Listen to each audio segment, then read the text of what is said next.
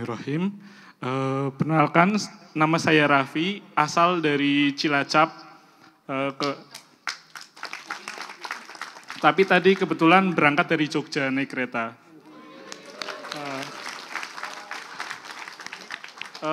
Ngomong-ngomong tentang temanya kan syukur ya, saya juga ingin bersyukur sejenak karena Kenduri Cinta ini udah jadi simbol kelima yang saya datengin setelah Bambang Wetan, Padang Bulan, Jugeran Syafaat, sama Mau Cepat Syafaat. Berarti ini kelima. Jadi pengalaman juga bagi saya yang pertama kali datang. Untuk pertanyaan saya ini lebih ke kayak mungkin bisa didiskusikan gitu. Entah buat siapa aja, mungkin Pak Henry Satrio juga bisa, terus pembicara lain juga bisa. Kita kan ngomongin tentang bersyukur. Sebenarnya tokoh-tokoh Presiden-Presiden Indonesia dari 1 sampai ke 8, saya yakin mereka semua orang pintar. Entah walaupun dosanya banyak, tapi mereka orang pintar gitu. Nah, satu sisi orang Indonesia itu selalu, saya lihat ya, selalu terpolarisasi. Selalu, saya benci Jokowi gitu, saya suka Jokowi. Akhirnya kubu-kubuan saling berlawanan, nggak dapat solusinya. Nah, akhirnya kan ya nggak ada perubahan gitu. Maka saya ingin kira-kira bisakah gerakan seperti Cak Nun dulu ketika dia berniat untuk mereformasi Indonesia walaupun yang akhirnya gagal karena memang ya kayak tadi terpolarisasi. Banyak yang orang-orang yang nggak suka sama Soeharto dia langsung wah ini Cak Nun ikut-ikutan Soeharto nih gitu. Itu kan gara-gara awalnya terpolarisasi gitu loh. Yang akhirnya kita teruskan sampai sekarang gitu loh. Yang gak bakal berubah gitu. Nah, apakah kira-kira kejadian seperti Cak Nun dulu itu apakah bisa kita laksanakan gitu loh. Untuk kita bareng-bareng lah, entah kita setuju pemerintah sekarang, entah kita gak setuju dengan pemerintah sekarang, kita bareng-bareng merubah pemerintahan Indonesia lebih baik untuk kedepannya gitu loh. Walaupun saya rasa media sosial pun sebenarnya tidak mendukung hal itu. Karena ya jelas, misal ada satu tokoh yang memang dibenci langsung di-boom komennya. Wah ini dengan hinaan-hinaan. Satu lain yang mereka puji-puji terus gitu. Contoh lah kayak pesepak bola Indonesia gitu. Sintayong dengan Erick Thohir. Dua-duanya bagus, dua-duanya juga punya kejelekannya masing-masing gitu loh. Tapi ya gitu, akhirnya terpolarisasi. Ya nggak baik juga akhirnya sepak bola Indonesia kan dia kayak gitu terus, ngestak terus gitu. Dan itu berlaku untuk segala lini sisi di Indonesia menurut saya gitu. Jadi pertanyaan saya itu tadi, kira-kira bisa nggak sih kayak gerakan kayak Cak Nun ini untuk mereformasi Indonesia ini bisa gitu berhasil gitu. Walaupun yang dicontohkan oleh Cak Nun sendiri itu gagal gitu. Tapi apakah kita orang biasa gitu yang nggak kayak Cak Nun kira-kira apakah berhasil gitu? Ya itu aja sih. Terima kasih, maaf terlalu lama. Bismillahirrahmanirrahim. Assalamualaikum warahmatullahi wabarakatuh. Perkenalkan saya Arno dari Cikarang. Sebelumnya sering aktif hadir di Bambang Wetan. Oke, pertanyaan saya sebenarnya maaf ya sebelumnya pertanyaan saya ini cenderungnya personal, bukan tanya soal Indonesia atau apa. Pertanyaan saya mungkin sederhana ya. Saya khususkan pertanyaannya untuk Ustadz Nanda. Pertama, itu bagaimana sih menemukan syukur dari kondisi chaos ya, dari kondisi chaos di dalam keluarga atau di dalam harusnya itu nggak kayak gini gitu, gampangannya gitu. Dan bagaimana sih memaafkan orang tua gitu. Saya Mbah Nun kan seringkali mengingatkan bahwa ini tolong koreksi kalau salah ayatnya, Rabbana ma khalaqta hadza batila ya. Nah, itu kan ditemukan ya. Nah, saya coba menemukan, udah ketemu, kondisi chaos di dalam keluarga itu disebabkan oleh ini. Dan ini tuh sebenarnya akibat dari sebab ini gitu. Tapi kok masih belum bisa bersyukur ya, masih belum ketemu titik syukurnya atau titik memaafkannya gitu, Ustaz Nanda. Mungkin itu ya, gimana sih caranya menemukan syukur gitu. Sama tadi juga dari Mas Hensa juga menarik ya. Saya jadi penasaran balik dari kata syukur itu sendiri. Apakah ada terlalu bersyukur gitu. Itu satu. Dan sebenarnya apa sih itu syukur? Bagaimana sih itu syukur? Apakah kalau kita melihat kondisi yang kurang ideal terus kita merubahnya, apakah itu kufur nikmat gitu? Itu mungkin ya saya pingin penasaran aja kalau itu ya. Mungkin sekian dari saya. Assalamualaikum warahmatullahi wabarakatuh. Makasih Mas. Oke, matur nuwun. Mengenai menemukan syukur dulu. Kadang-kadang kita itu ini pengalaman saya aja, tapi saya share kepada panjenengan semua, mudah-mudahan ada manfaatnya. Kadang kita itu GR, terlalu nganggap pusat semesta itu kita. Sehingga ketika ada sesuatu terjadi, kita hanya lihat dari satu sisi, hanya lihat dari satu sudut pandang, yaitu sudut pandang kita. Termasuk orang tua nyakiti kita.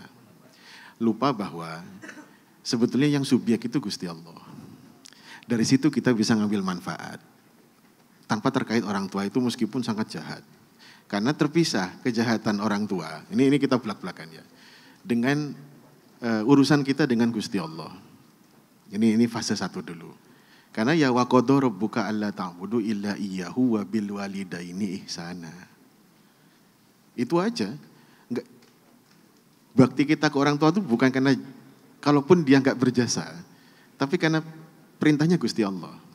Nah, ambil manfaat dari situ. Jadi kita harus mulai bisa memisah urusan dengan Allah Ta'ala dengan kejahatan makhluk. Nanti relate nih dengan semua yang ditanyakan tadi. Kejahatan makhluk kalau enggak mau dimaafkan pun enggak apa-apa.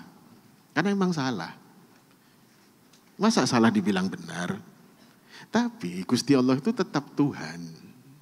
Saat dia lagi nguji kita dengan orang yang jahat, dia tetap Tuhan. Saat dia nguji kita dengan orang yang baik, dia tetap Tuhan. Nah, jadi di antara ujian orang baik dan orang jahat, termasuk orang tua sekalipun, itu urusan A ini jangan sampai terkontaminasi dengan proses pro justisia untuk ngadili yang salah. Kalau mau yang ditanya syukur, itu caranya. Nah, sekarang kita naikkan lagi mantik kita. Orang ditolak sama idaman hatinya masih bisa kok, dia malah semakin ditolak semakin banjiri hadiah, cari perhatian. Udah jelas ditolak, dibantingin pintu, dibiarin kehujanan di luar, dimaki dari dalam, dimaki di sosmed, masih nungguin di depan pagarnya. Jangan-jangan karena kalau calon yang nolak itu pakai hawa nafsu, kalau ke orang tua dia pakai hawa nafsu yang lain yang lebih buruk. Kan harusnya lebih marah pada yang nolak. Gak pernah ngelahirin, gak pernah membesarkan, nolak lagi gitu. Orang tua minimal pernah ngelahirin, walaupun habis itu fire and forget, eject gitu kan, dia hilang gitu kan, kita dibuang gitu, oke. Tapi at least masih ada kaitan nasab. Yang nanti jadi dalil kita di depan Gusti Allah, Gusti kulo didalimi sama romo kalian ibu kulo. Nanti kan makomnya naik. Tanpa perlu merendahkan makom kita di dunia. Itu kalau mau bahas sisi rohani. Tapi kalau sisi rohani tidak penting, ya memang selesai diskusinya memang. Nah, kelebihannya jalannya para wali itu kan membuka sesuatu yang tadinya tidak kelihatan. Jadi bedakan urusan tuntutan ke orang tua. Memang haknya panjenengan untuk menuntut perlakuan yang lebih baik sebetulnya. Berapa banyak orang yang tidak bisa mendapatkan haknya di dunia. Kata Kanjeng Rasul gimana? Nanti akan datang masa orang yang megang urusan tuh nggak peduli dengan kalian, kejam dengan kalian. Taati mereka selama masih sholat, haknya kalian minta pada Allah. Tapi ini bukan membenarkan kejahatan, ini nasihat untuk yang lagi ditindas loh ya. Jadi jangan dibantah kemudian bahwa kok kejahatan dibiarkan. Loh yang bilang dibiarkan siapa? Nah, tapi untuk mengetahui ini kejahatannya soalnya enggak simple. Begini. Tadi sudah ada Dajjal disebut dan sebagainya. Kita tata dulu pemahaman kita. Fitnahnya Dajjal itu apa sih sebetulnya? Jangan-jangan kita nganggap itu sesuatu yang spiritual saja. Terus kalau bahas actual issue itu seolah-olah itu isu current issue. Tingkat nasional, regional, internasional silahkan. Kita tidak akan paham fitnah Dajjal itu sampai paham bahwa ya current issue itu fitnah Dajjal. regional issue itu fitnah, international issue itu fitnah Dajjal. Masyarakat kita tuh belum bangun, masih tidur, dia kira realita yang dia hadapi itu adalah realita esensi yang hakiki. Enggak, gini ya, saya nggak akan jawab dengan kondisi saat ini atau di negeri kita saat ini. Saya akan jawab sesuatu yang historical. Kalau historical kan haknya semua orang, ya kan? Tahun 66, pasca Bung Karno, yang antri beras dan sebagainya, tiba-tiba pemerintahan baru beras tersedia dengan melimpah. Itu kata realita grassroots gimana? Oh, yang baru lebih baik dari yang lama. Pernah dengar nggak bahwa beras melimpah itu dari mana? Dari negara adidaya yang akan memberikan hibah beras kepada siapapun negara yang mau menggulingkan. Nah, tapi banyak hal-hal yang nggak bisa dibicarakan. Benar kata Gus Hadi. Gini, kenapa kok kita bahkan sampai dibicarakan aja nggak ngerti? Karena rumusnya belum dapat. Andai kata rumusnya dapat, bahkan nggak usah dibicarakan, langsung saya lihat ke beliau, oke, paham langsung. Nih, basiroh. Kalau ngelihat pakai ini, tipuannya banyak. Tukang sulap aja kita udah ketipu, apalagi yang lebih canggih dari tukang sulap. Karena ini bukan sulap, ini realita yang dikonstruksi. Jadi sebagai bekal ya, Mbah Nun kan pernah bilang, selama kita masih menggunakan prismanya Renaissance, prismanya Romawi, Yunani, gak akan keluar dari realita ini. Karena untuk melihat realita ini secara objektif, Anda perlu lensa lain. Sekarang saya ambil contoh ya. Yang nulis Republik siapa? Plato ya, Plato. Plato punya Allegory of the Cave. Mohon angkat tangan yang sudah pernah baca tulisan Plato tentang majas tentang gua. Gimana di situ? Yang masuk gua itu tertipu oleh narasi yang dibangun oleh orang yang menipu mereka. Lah beda, guanya Plato bohongi yang di dalam, sedangkan guanya Gusti Allah Al-Kahfi itu yang masuk gua malah bisa menemukan rosyada. Jadi salah masuk gua jenengan. Jangan masuk guanya Plato, masuk guanya Ashabul Kahfi. Lo enggak, ini beneran lo ini. Mungkin ini satu kebenaran yang akhirnya harus saya sampaikan. Percuma bahas kasus kalau belum tahu rumus. Jadinya apa? Entah mengisolir kasus, gagal mengekstraksi deduksi dan induksi yang necessary, atau gara-gara bahas berantakan. Ada hal yang jadi hancur gara-gara dibahas soalnya. Banyak itu. Banyak. Ada solusi yang mengandalkan waskito. Gak usah dibahas, ngerti. Yang udah pernah interaksi sama istri atau calon istri pasti tahu lah itu. Ada hal-hal yang memang gak bisa dibahas sama Diajeng ini. Kalau dibahas, hancur. Karena tahu rumus. Simbol gitu. Makanya gini, betul tadi Gus Hadi bilang, aurat itu ya gimana? Tadi saya udah ngambil risiko tuh menjelaskan 2 huruf dengan 3 angka itu. Harusnya maksudnya supaya Anda bisa sebagai sejarawan menggali sejarah gitu loh, gitu kan. Kan enggak apa-apa toh kalau Anda menggali sejarah, boleh toh? Ya kan? Ini bukan sebuah komentar terhadap current issue yang nantinya dianggap dimaknai lain. Loh, sejarah masa enggak boleh dibahas? Gitu.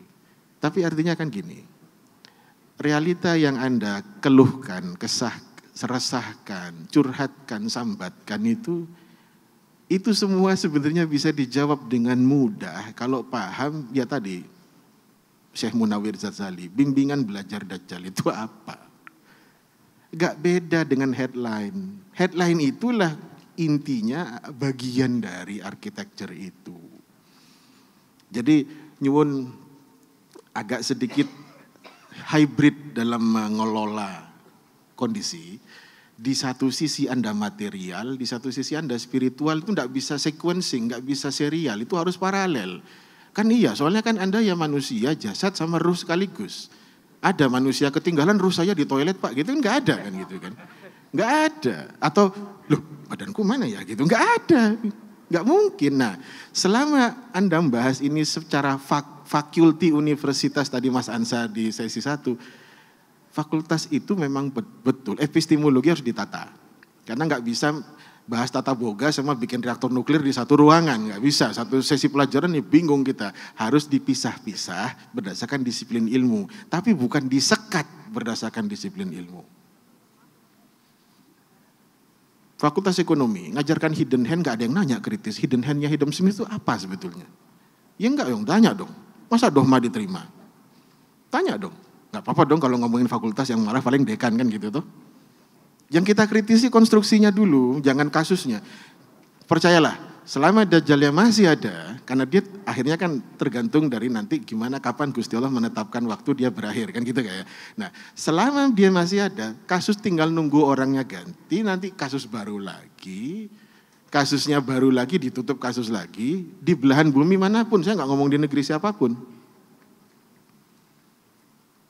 Boleh kita ngobrol sampai jam 3, tapi jangan hanya kasusnya, tapi jangan lupa bangun paradigma untuk baca pola. Ini yang Gusti Kanjeng Nabi titipkan. Makanya beliau tuh pernah wasiat dari duha sampai maghrib. Menggambarkan waktu dari beliau lini masa sampai hari akhir. Ba'da asar baru selesai. Nah ini yang Mbah Nun sudah semaikan, mari monggo kita jangan sampai beliau muspro. Kasihan beliau itu. Artinya gini, ya memang entertaining bisa untuk healing itu ya hadir di majelis Mbah Nun. Tapi ada yang lebih penting lagi dari itu. To heal our community, to heal our society. Dari ignorance, dari nggak ngerti tentang apa yang sedang menimpa kita selama ini. Karena yang lahir ke dalam fitnah ini sudah dari mbah, ayah, ibu kita, anak kita, cucu kita, cicit kita sudah lahir. Karena kalau mau ditarik, fitnah Dajjal itu kapan mulainya? Dari zaman Samiri. Puncaknya itu adalah ketika dia membuat onar di Yerusalem. Yang jadi korban Al-Masih bin Maryam. Dan Gusti Kanjeng Nabi Muhammad SAW. Jadi sekarang mah gak usah heran. It's been around like in the last 3,000 years. How can you expect to understand 3,000 years from local case? Yes. Yes, you cannot. But if you understand the paradigm, local case can be used to assist your understanding. Stand under. Gitu mungkin sementara nanti kita lanjutkan lagi. Belum. Ngomong. Yang tadi, yang mana? Mungkin nggak terlalu bersyukur tadi itu. Oh, terlalu bersyukur. Inilah. Dokter pakar komunikasi politik numpang terus isinya. Pernah ada istilah terlalu sayang. Kalau kepada yang dikasihi saja tidak terlalu sayang. Gak ada istilah terlalu sayang, apalagi yang maha mengasihi kita. Masalahnya adalah gini, ada distorsi tentang kata kasih. Ar-Rahman itu kasih, Ar-Rahim penyayang. Karena kasih itu cuma memberi, tadi belum tentu diperintah, belum tentu diizinkan, belum tentu dibiarkan, belum tentu bisa juga dijerumuskan. Sama-sama dikasih. Contoh, Qabil bunuh Habil, dikasih enggak? Diizinkan kan? Diizinkan. Tapi apakah dia diperintahkan? Tidak. Diizinkan? Tidak. Dibiarkan? Iya, tapi dijerumuskan lebih tepat lagi. Azazil, ini pakai nama, waktu masih soleh namanya Azazil. Serenta dia tidak mau sujud namanya berubah jadi iblis. Azazil itu artinya yang bawa panji kebesarannya il. Azazil. Jadi kalau ngomong Azazil berarti masih baik. Ketika Azazil itu berdialektika dengan Gusti Allah bahwa bukankah kami ini yang lebih sering mengkuduskan engkau gitu kan. Itu masih oke. Tapi begitu tidak mau sujud, dia jadi iblis. Yang gitu kan. Nah ketika dia jadi iblis, dia itu tidak lagi bisa mengakses yang mana? Rahmannya tetap. Buktinya hidup sampai sekarang iblis. Gak percaya, dengerin aja. Kalau lagi sendirian kita buka YouTube, itu lebih mana? Dengerin murotal apa dengerin yang lain kan gitu kan. Itu kan salah satu diantara kerja dan karyanya dia. Saya tidak nyinggung mengenai yang, apa itu mas, yang Jepang, kata kodenya sekian angka itu. Bukan yang beras tadi ya, bukan. Ini kode yang lain, 3 huruf, 3 angka juga gitu kan. Itu kan berarti dia masih hidup. Itu bukti aja ya bahwa dia masih hidup. Rahman berarti masih dia peroleh hak hidup. Bahkan bukan hanya hak hidup, dia bisa bikin singgasana di atas lautan. Tapi apakah dia dirohimi? Enggak. Jadi memang gini, hanya karena sesuatu itu adigan, adigung, adiguno, bukan berarti dia diridhoi oleh Gusti Allah. Jangan silau sama pengkudusan kalau bukan datang dari yang Maha Kudus. Bukan kota nggih. Kenapa? Karena Kudus itu disebut Quds karena Kanjeng Sunan Kudus memang saking Al-Quds, saking Yerusalem. Jadi sama-sama orang Kudus ya boleh. Ada kaitan gitu kan. Nah, kita ini sekarang suka getun kan Pak D, kakek mbah kita kan ojo getun, ojo gumun. Itu sebetulnya itu. Jangan getun, jangan gumun. Lihat hakikatnya. Nah, ayo kita bikin target aja. Ini menjelang Ramadan. Ramadan tahun depan mudah-mudahan sudah jadi ulil absor. Apa itu ulil absor? Orang-orang yang mampu melihat yang orang lain tidak mampu melihat. Bukan karena sakti, karena dituntun oleh Gusti Allah. Inna fi dzalika la ibratan liulil absor. Salah satu cirinya, dia bisa mengatasi rintangan dan pengelabuan optik. Optical deception itu bisa dia tembus. Dan memang perlu cara, contoh kalau kabut Anda nggak akan bisa kalau pakai lampu putih, halogen makin mantul, harus pakai lampu kuning, lampu kabut namanya fog lamp. Bikin foto jadi bagus, itu ada ilmunya, entah masang filter atau malah nyabut filter. Thermal imaging, Anda nggak ngelihat berdasarkan bentuk objek, tapi dengan karakter temperaturnya objek. Nah itu harus Anda miliki semua sehingga tahu kapan switching thermal imager, kapan night vision goggle, kapan pakai infrared, kapan pakai laser rangefinder. Kalau belum gitu jangan turun dulu ke gelanggang. Anda ikut pembahasan ngaco nanti di situ. Kayak channel-channel YouTube yang banyak itu. Karena pakai tebak-tebakan Kang Mas. Tebak, beda kalau beliau beda kelasnya. Ini yang bukan beliau, karena tebak-tebakan gitu kan.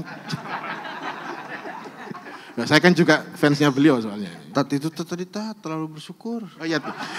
Jadi nggak ada terlalu bersyukur. Yang ada adalah belum bisa memilah. Nggak apa-apa. Belum bisa memilah si pihak yang bersalahnya siapa. Dan sebenarnya sudah dikasih rumus, apapun yang gegeran terjadi pasti Dajjal di situ. Jadi jangan bahas mengenai yang salah ini Trunojoyo apa Amangkurat kedua. Enggak, yang salah itu VOC. Gampang, ini siapa sih yang nyerobot Abu Bakar, Umar apa? Yang benar yang nanya pertama setelah Rasulullah siapa khalifah, itulah orang yang harus dicari. Gak dicatat dalam sejarah, yang dicatat tengkarnya Muhajirin sama Ansor. Gimana bisa milih Ahlul Bait sama sahabat? Kan orang edian itu yang bikin pilihan kayak gitu. Tak bisa. Sholawat gandeng sama Ali Sayyidina Muhammad. Sedangkan mencaci maki sahabat itu bahaya. Ya sudah. Apa yang terjadi kekacauan itu gara-gara sih aktor ketiga ini yang juga berdiri ketika mau membunuh Rasulullah, dia yang nyarankan ambil pemuda dari semua suku, koalisi, pateni, nanti darahnya bingung itu kepada siapa. Dia juga yang hadir ketika Nabi Isa Al-Masih itu harus ditangkap dan diakhiri. Dia juga yang bunuh Nabi Yahya. Udah tenang aja, rumusnya gampang. Apa-apa salahnya pasti Dajjal. Emang dia yang salah memang. Nah kita tuh ilmu kita untuk kemudian membongkar kali ini jaringannya gimana. Karena dia kan usianya panjang. Ganti zaman, ganti jaringan. Jaringannya usianya pendek. Dianya panjang. Pernah nonton film Highlander gak? Ya itu cara dia mengungkapkan dirinya. Pernah nonton film banyak lah, Matrix lah, macam-macam. Film Hollywood tuh ada gunanya loh. Untuk ngintip cara dia menyombongkan dirinya. Mungkin sementara gitu Kang Mas. Makasih.